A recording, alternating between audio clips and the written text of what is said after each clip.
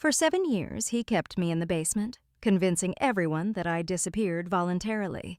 But one day, I broke out and told the truth. Um, Subscribe so you don't miss new stuff, and tell me in the comments what city you're from. I don't remember how long I lived in that space. Time, in places like that, loses its meaning. It drips instead of moves, like water from a broken tap. Steady, quiet, and unstoppable. There were no windows, no clocks. The air stood still most days, too heavy to breathe all the way in. If morning ever came, it never told me. There were 4 walls, one slightly damp, another cracked. One I leaned against more than the others, and one with a door that rarely opened.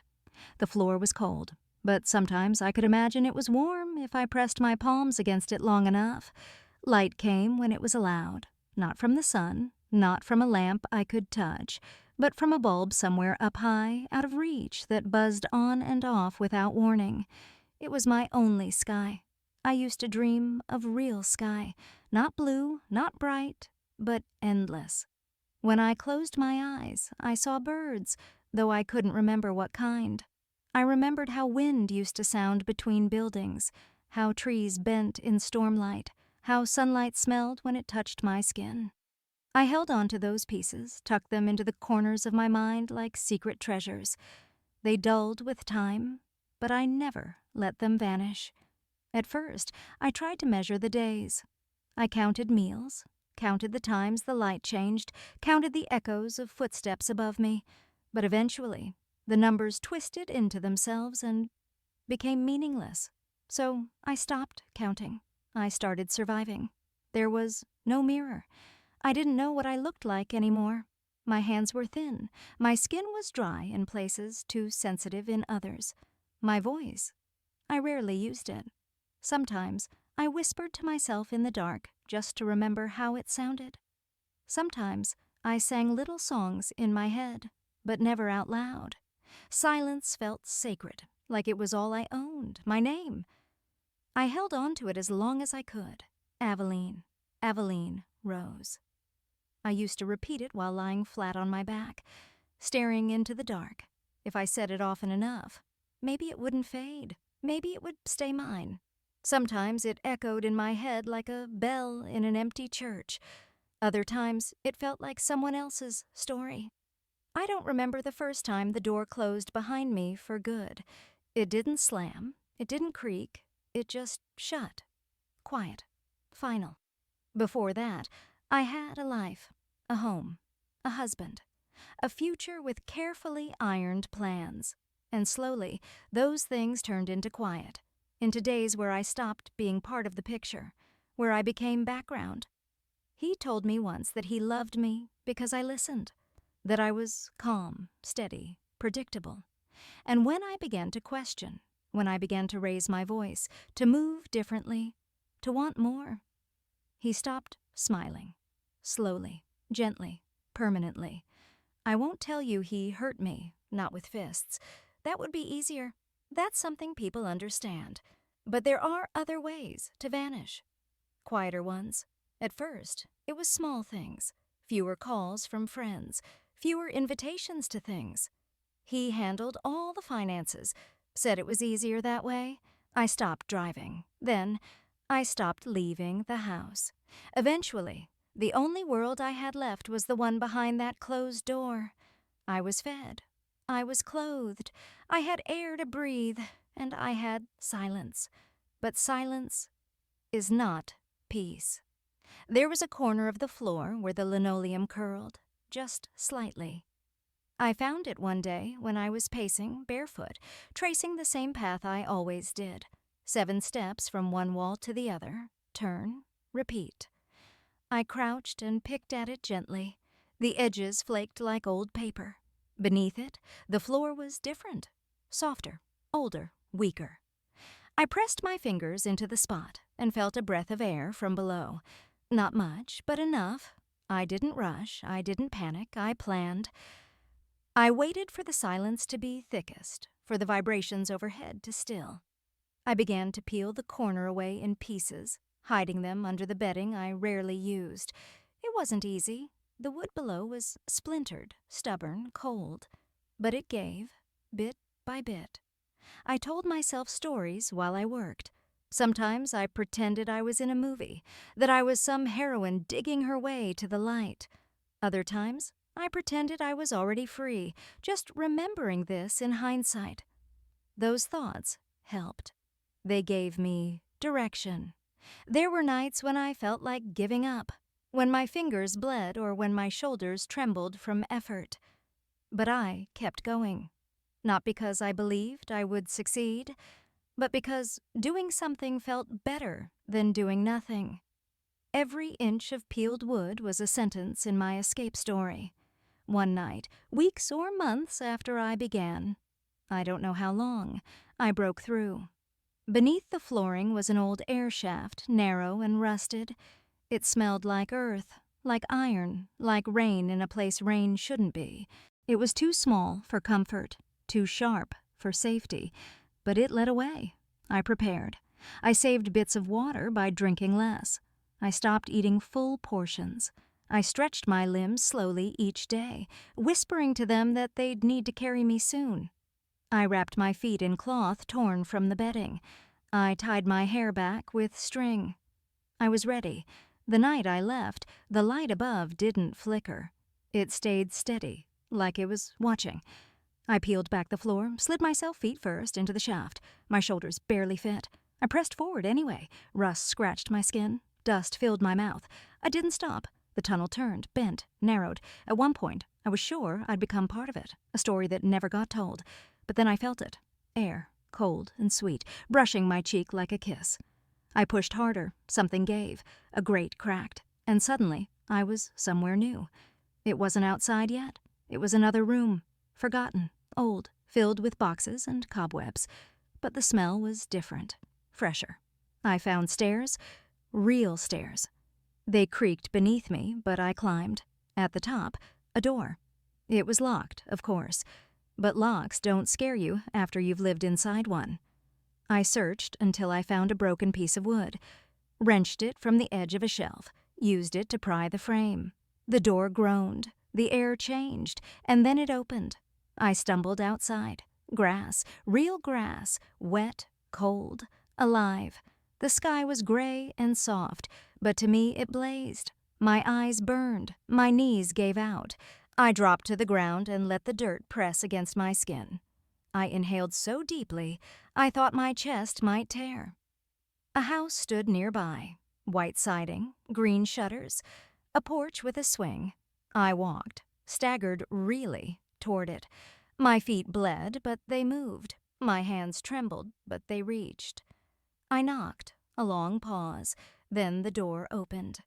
An older woman stood there, blinking in confusion. A bathrobe wrapped around her like armor. She looked at me like I wasn't real. I didn't know what I looked like. I didn't care. I began, but the words caught. I think I used to be someone, I said. And I think I remember her name. She opened the door wider. Come in, she said gently. And just like that, the world began again. The first thing I remember about the hospital was how bright everything was. Not warm, bright, not the kind of light that holds you gently. It was sharp, clinical, artificial, the kind that made your eyes ache and your thoughts scatter.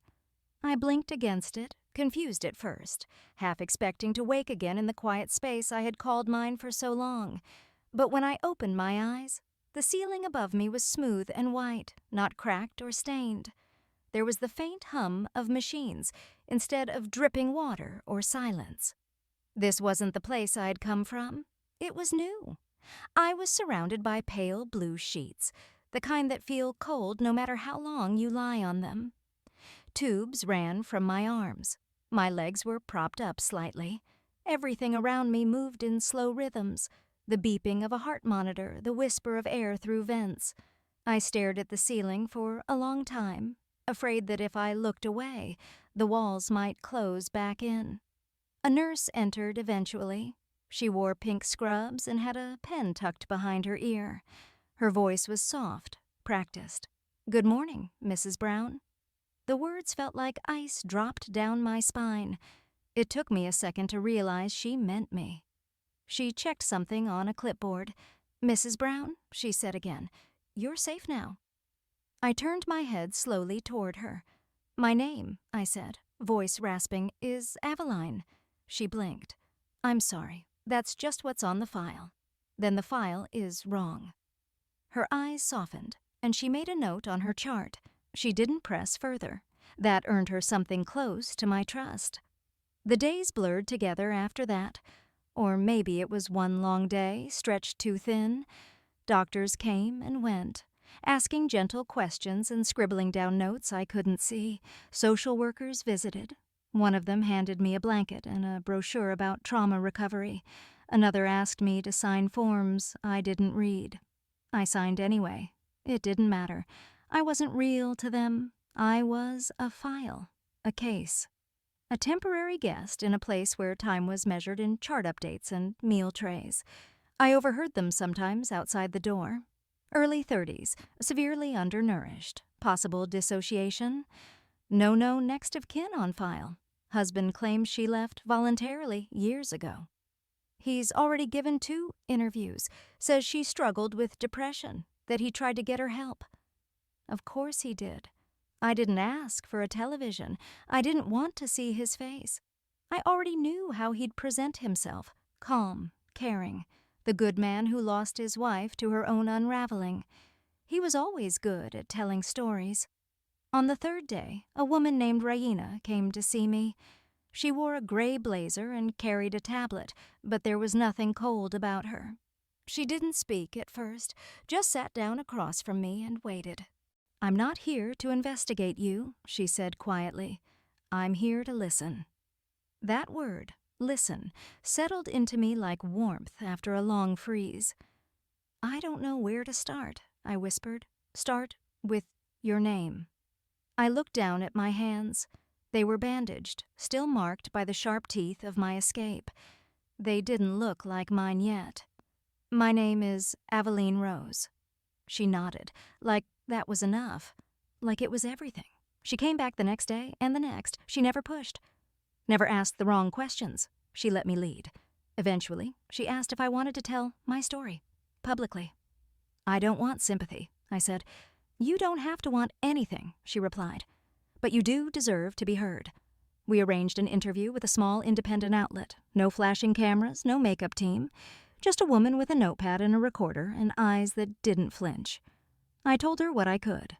I told her about the days spent in stillness, the way I counted time by breath and breath alone. I told her about the silence that hummed louder than any scream. I told her I forgot how it felt to laugh, to eat without permission, to exist without waiting for someone else to tell me I could. I didn't say his name, not once. The article came out a few days later. Raina brought me a printed copy. The title read, "She lived in the dark for years. Now she speaks in her own light." I didn't read the whole thing. I already knew what I'd said. But the comments, I saw some of those. They were impossible to avoid. Why didn't she leave sooner? This sounds fake. No way this actually happened. Probably a publicity stunt.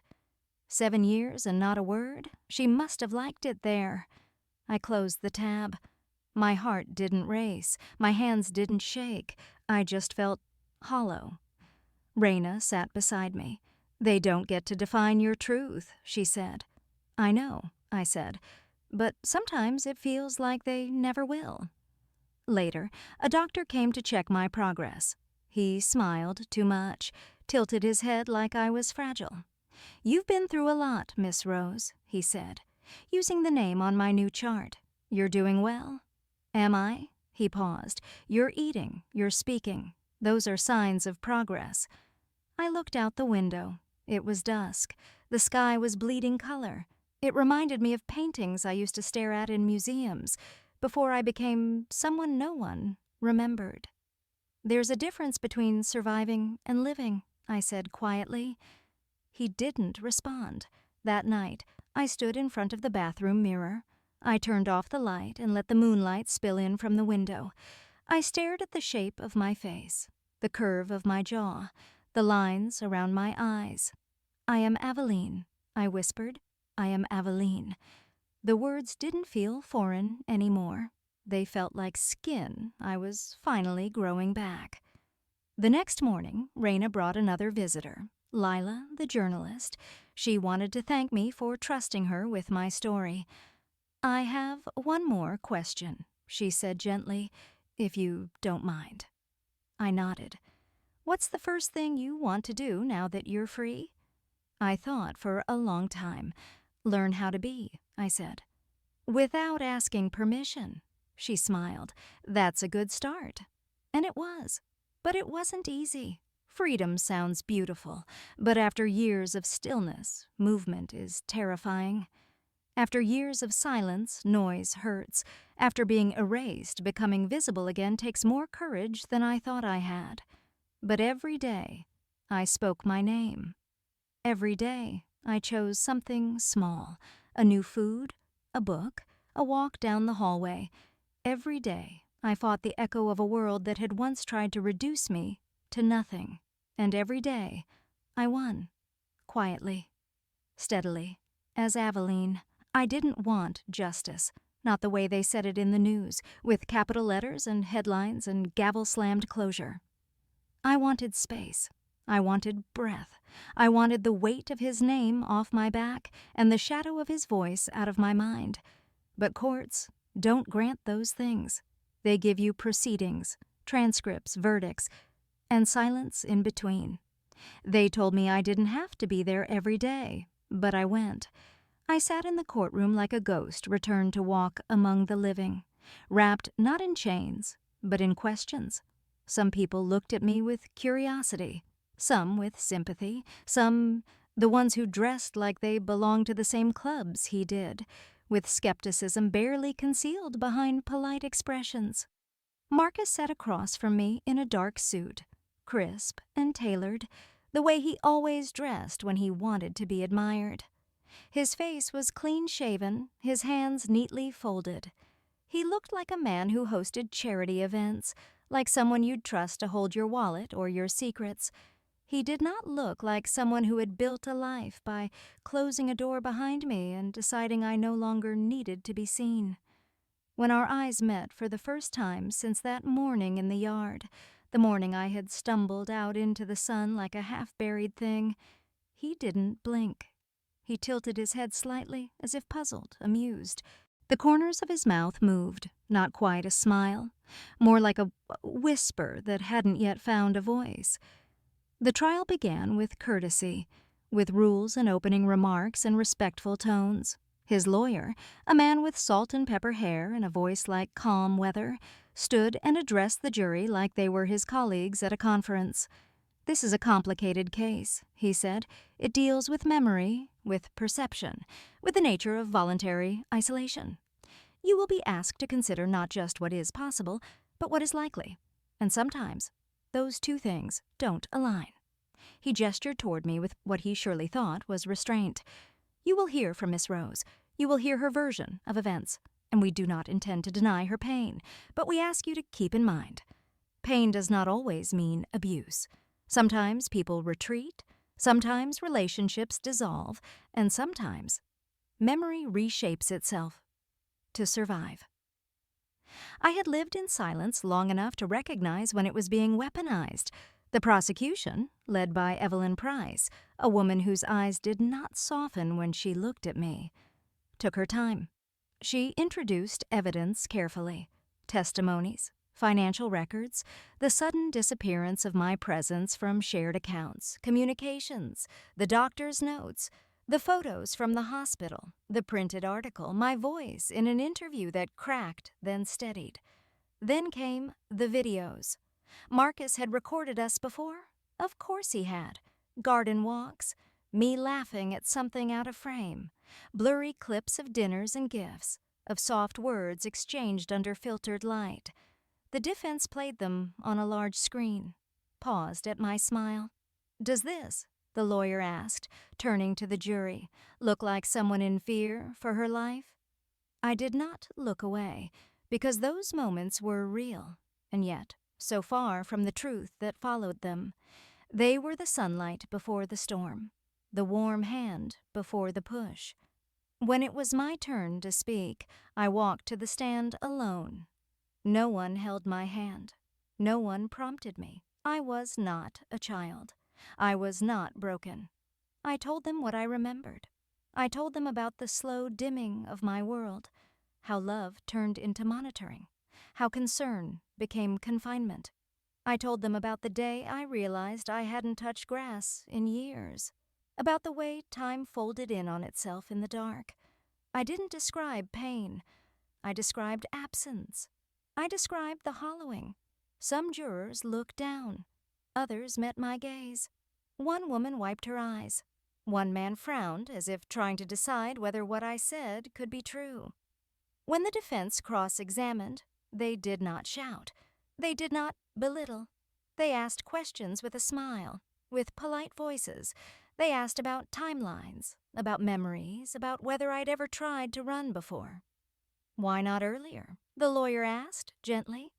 "If what you say is true, why wait so long?" I looked at him, and for the first time, I didn't feel anger. I felt clarity. "Because no one would have believed me," I said. "Not until I bled for it. Not until I crawled through a wall." Raina sat behind me through it all. She didn't cry. She didn't flinch. She nodded once when I stepped down from the witness stand. That was enough. Then came the book. It had been found by her team, a forgotten donation, a battered paperback novel with a scrawled note on the inside cover. "If you're reading this, my name is Aveline. I am not lost. I am being kept. Please, don't forget me." The court went quiet when it was read aloud. The judge leaned forward. The jurors held their breath. Even the defense couldn't speak for a full minute. And then, the voice I never expected. Miss Delia. The woman who had opened her door to me, who had called for help, who had seen a stranger collapse on her porch and chose kindness instead of fear. She stood, slightly shaking, her purse clutched in both hands. "I used to hear things," she said. "Nothing loud, scraping, muffled, like a bird behind a wall. I told myself it was the pipes, or the wind, or a cat." She paused, breath catching. I didn't want to be wrong, but more than that, I didn't want to be right. Her words landed like petals, soft but undeniable. After that, there wasn't much left to say. Evelyn Price closed with this: "We are not asking you to imagine monsters. We are asking you to recognize how easy it is to disappear someone, not with violence, but with silence, to remove their choices, their voice, their name, and how hard it is, even now, for them to be believed." The jury left to deliberate. I sat with my hands folded in my lap, my back straight, my breath even. Raina sat beside me. She didn't speak. She knew silence could be sacred. 6 hours later, they returned. The foreperson rose. A woman in her 60s, with silver in her hair and tired eyes. "On the charge of unlawful isolation," she said, "we find the defendant guilty. On the charge of emotional coercion, guilty. On the charge of intentional deprivation of liberty, guilty." I didn't cry. I didn't smile. I breathed. Marcus looked at me one last time as they led him out, not with rage, not with sorrow, with confusion, as if he still couldn't understand how I had slipped through the cracks of the world he built for me. That night, I stood alone in my hospital room, looking out the window at a sky that was still gray but no longer closed. I placed my palm against the glass. "I told them," I whispered, "and they heard me. It wasn't justice, but it was enough. I expected freedom to feel louder, more like an explosion, a sunrise, a song. But when it came, it was quiet, not hollow, just calm, like the air after a storm, like the kind of silence you choose instead of the kind that's pressed upon you. The day they released him into custody and handed me my life back, no music played, no banners fell from the sky. There was only paperwork, A plastic bracelet cut from my wrist, a nod from a nurse, a folded discharge sheet handed over with practiced indifference. "You're all set," she said. I wasn't, but I smiled anyway. Raina met me at the hospital doors. She didn't ask how I was. She handed me a set of house keys and a folder with the words "property transfer" printed in small letters at the top. "It's not big," she said, "but it's yours. All yours." I stared at the keys for a long time. They felt heavier than they should have. I had lived without keys for so long, without the right to close or open anything of my own. The house was small, white with pale shutters, a little porch that creaked under my steps, and windows in every room. The walls were bare. The floors smelled faintly of dust and lemon oil. There was a chair by the window, a kitchen with a kettle, a bed with clean sheets, no cameras, no locks on the outside, no hidden corners. For the first few nights, I didn't sleep, not deeply. I lay with the windows open, listening to the breeze. Every creak of the floorboards made my body tense, expecting footsteps, expecting him. But the silence here was different. It wasn't empty. It was breathable. I walked barefoot through the house just to feel the floor beneath me. I opened all the windows in the morning. I let sunlight in without asking permission. I made tea and drank it slowly. I read again. I made lists, tiny things, buy more towels, pick flowers, call someone. I didn't always do them, but writing them made me feel real. A week later, Raina visited with someone else. A tall woman, brown-skinned, wide-eyed, carrying a backpack that had seen better days. Her name was Marlene. I recognized something in her before she even spoke. She sat on the edge of the porch and stared at the wind chimes. I sat beside her. Neither of us said anything for a long while. Then she whispered, "I hate closed doors." I nodded. "I sleep with mine open." We sat there until the sun dipped low and the porch grew cold. Then we made tea. No one asked questions. No one offered advice. Sometimes you don't need someone to fix you. You just need someone to exist beside you in the same broken place. Marlene came back the next day, and the next. She brought others, quiet women, watchful ones, a teenage girl who wouldn't say her name, a mother who cried without sound, a woman who refused to sit near walls. We didn't call it a shelter. We didn't call it therapy. We just left the door open and made tea and let the wind talk when words wouldn't come. Eventually, Raina helped us file the paperwork. We called it alive. It didn't need more than that. We didn't ask anyone to tell their stories. We let them draw, breathe, nap, write poems on the walls if they wanted to. We didn't give speeches about strength. We didn't hand out slogans. We just listened to each other, to silence, to small laughter that bloomed weeks later like fragile wildflowers. The media kept calling. They wanted follow-ups, exclusive interviews, book deals. One woman offered to ghostwrite my memoir and sell it as a survival thriller. I told her no. They didn't like that. "She has a responsibility to speak," someone wrote online. But I didn't owe anyone anything. I had already spoken. I had said my name. I had described the dark and crawled through it. I didn't have to keep retelling the crawl to prove I was alive. One morning, I went into town to buy a journal. My first time walking alone into a store. My palms sweated. I checked over my shoulder too often. But I picked out a thick green notebook and paid for it with cash Raina had given me weeks before. That afternoon, I sat in the chair by the window and wrote, "I don't want to be a symbol. I want to be a person. That is harder than it sounds." And I kept writing. Some entries were long, tangled thoughts. Others just a sentence. "The lemon tree outside blooms." I didn't flinch at the knock today. I laughed at a commercial. Small victories. Recorded proof. Weeks passed, then months, and one day, I went to the park near my street. It was early. The grass sparkled with dew, the air soft with promise. I sat on a bench beneath a tree, just sat, not watching, not waiting. A little girl came skipping by, maybe 8 or 9. She stopped in front of me, staring at my notebook. "Are you a writer?" she asked. I smiled. "Sometimes," I said. She tilted her head. "What's your name?" I looked up at the sky. It was pale blue, quiet, no bars, no roof, no lock, just space. I looked back at her, let the pause stretch into something real. "My name is Eveline," I said. "Just Eveline." She grinned, like that answer made perfect sense. "Nice to meet you," she said, and ran off. I watched her go, her steps light, her shadow stretching long in the morning sun, and for the first time, I didn't feel like a survivor or a witness or a former anything.